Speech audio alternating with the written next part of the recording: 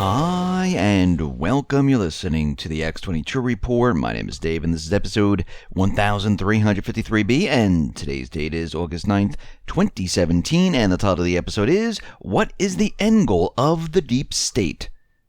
Let's get into the economic collapse, political, and geopolitical news. Now, we can see that the deep state, they are really pushing their agenda, and it looks like maybe today was a slow news day, because they published that the FBI raided Paul Manafort's home, but this was back in July, which was July 26th, and they're coming out today telling everyone that this has been happening, and they made it sound like it was breaking news, and oh my God, and it sounds really terrible. And of course, this is coming from the special counsel Mueller's probe, where they're looking into Trump's campaign. Now, they went into his home in the pre-dawn hours, and they went through all his stuff. And if this was a true and real story, and they actually found something, it would have been broadcasted back then. But it seems like they held on to it. They didn't want to really report about it.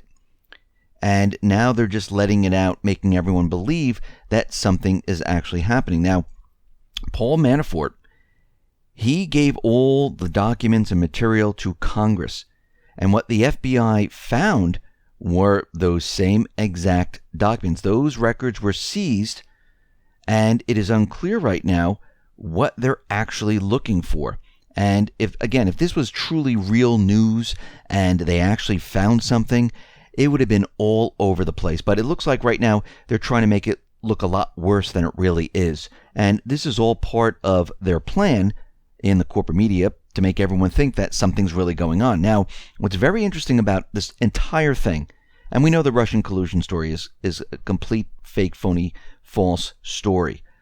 The Russian lawyer, Natalia, she said the U.S. media manipulated the story about her meeting with Donald Trump Jr. and accused investor Bill Browder, convicted in Russia for tax fraud, of running a disinformation campaign in the U.S.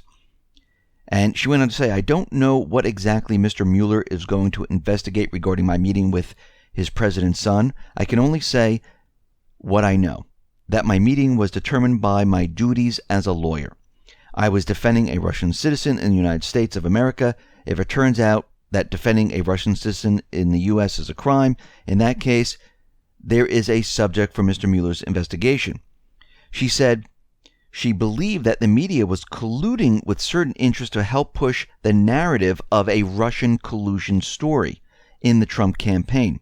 You see, it's interesting how the U.S. media machine works, she said. The New York Times sent me a request with a list of questions on July 8th. I was very surprised by these questions. They were focused on my meeting with Trump.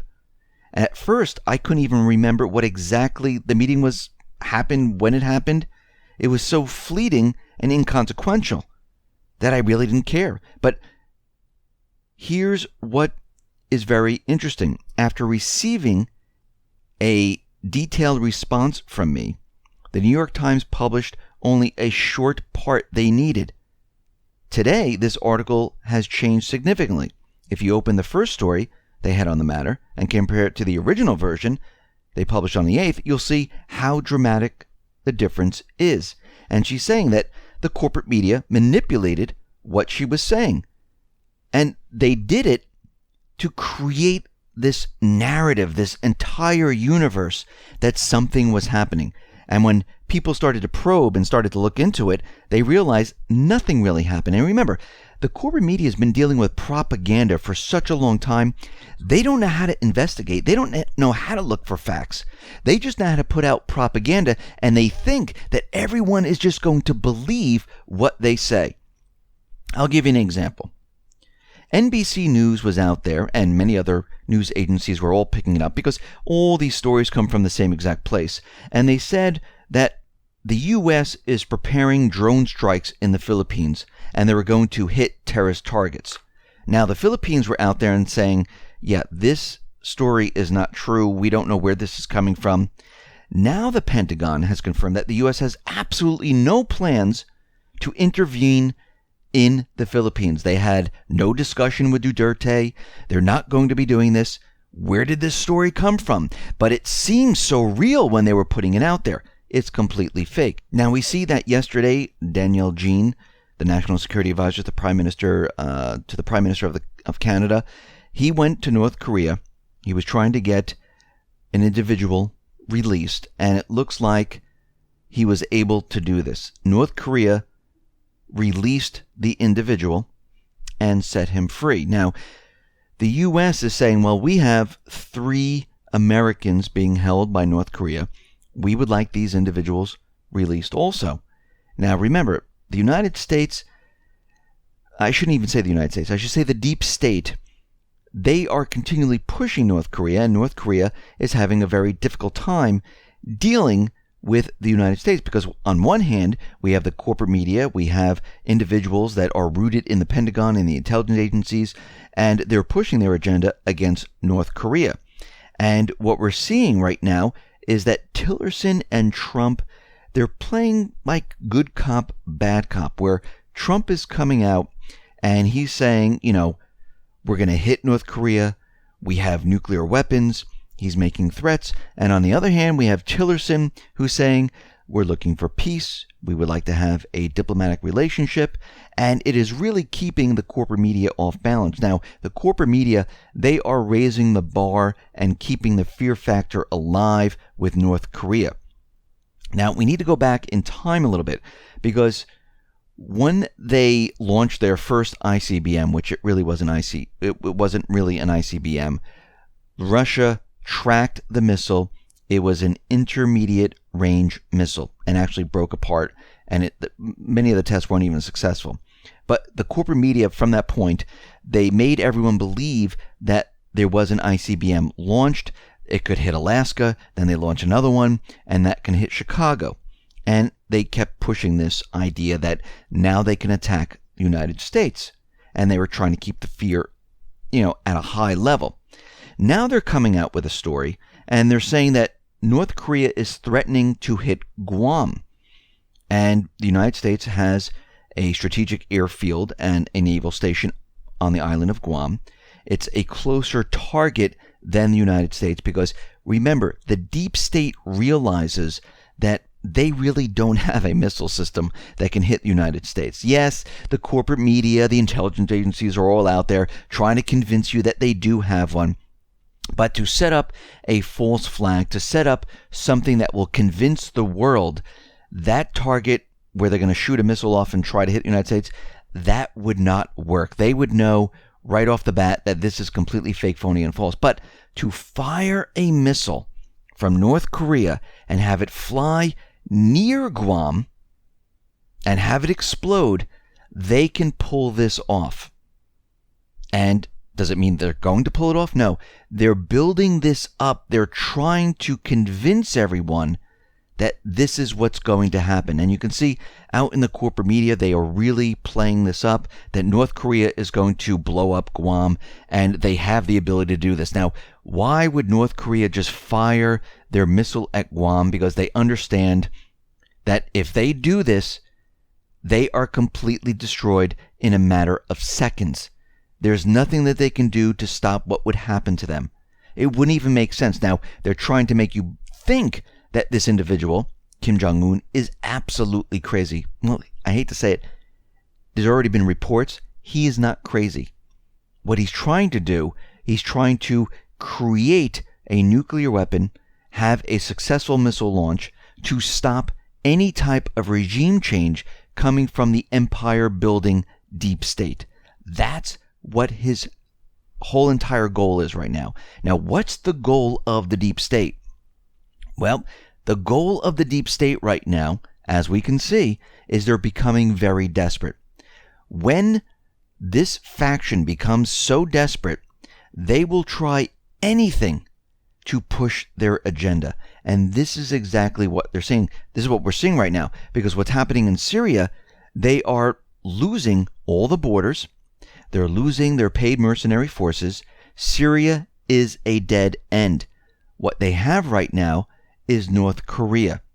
And like I said, Congress is on vacation from now all the way up until Labor Day. They don't come back until after Labor Day. And it's very odd and how you're seeing this entire narrative being pushed right now. And they're trying to make a case that North Korea is about to do something. Now, Tillerson is out there saying, no. There's nothing going to happen. We're talking diplomatically with North Korea, with South Korea, with China, with Russia, and we're trying to calm the situation down. The corporate media, on the other hand, they are fear-mongering like there's no tomorrow because they're getting their instructions from where? From the deep state. So their goal right now, and they only have a certain period of time to do this, is to start a war. It's to have some type of false flag event, something major. Now, they might fire a missile from a sub or someplace out at sea to show and make it seem like it came from North Korea, and they'll report on it, and all the news agencies will pick it up. Maybe it will fly towards Guam. Maybe it will fly near a ship. Maybe it will fly near Japan. Maybe it will hit someplace, and they will try to use this to start something or to have Trump, or to try to push Trump into doing something that most likely he will regret. And this is exactly what the deep state goal is right now, because they have nothing left. Because as we can see, the Syrian army right now, alongside the Palestinian Liberation Army, they resume their offensive in Syria on the border of Jordan, where they're taking back that border. So they're closing off all the borders in Syria. So no supplies can come in for those paid mercenaries, the terrorist groups inside of Syria. Syria right now is pretty much a dead-end mission for the deep state, and they know this. They've lost it. Afghanistan right now, not really going anywhere. Trump is looking into what has really been going on in Afghanistan. I think he already knows. I think he knows that we've been spending billions and billions, or actually trillions of dollars there, and this money just completely disappeared, and all these troops that were sent there were not really to stop anything. It was to keep the status quo and to keep this ongoing forever. And now we have North Korea. And from my take, and from what I've been looking at, all the indicators, it shows that right now what we're seeing is a good cop, bad cop type of scenario, while China and Russia try to work something out with North Korea. Moon Jae-in is in on this. And on the other side, we have the deep state, where they're pushing their agenda to start this war. And we can see right now that they're trying to create this narrative now. They're trying to push their agenda. They know they have a certain period of time. And during this month of August, going into the beginning of September, we should really see this accelerate. And we're going to see a lot more stories. We're going to hear a lot more information come out. And we might even see a false flag event. So this is what we're looking at right now. And again, we can see that they're going to push it to the extreme. Now, hopefully, we don't go to war over this, but this is their end goal. Listen, everyone, thanks a lot for listening. Be well, be safe, and especially be prepared. Thanks a lot.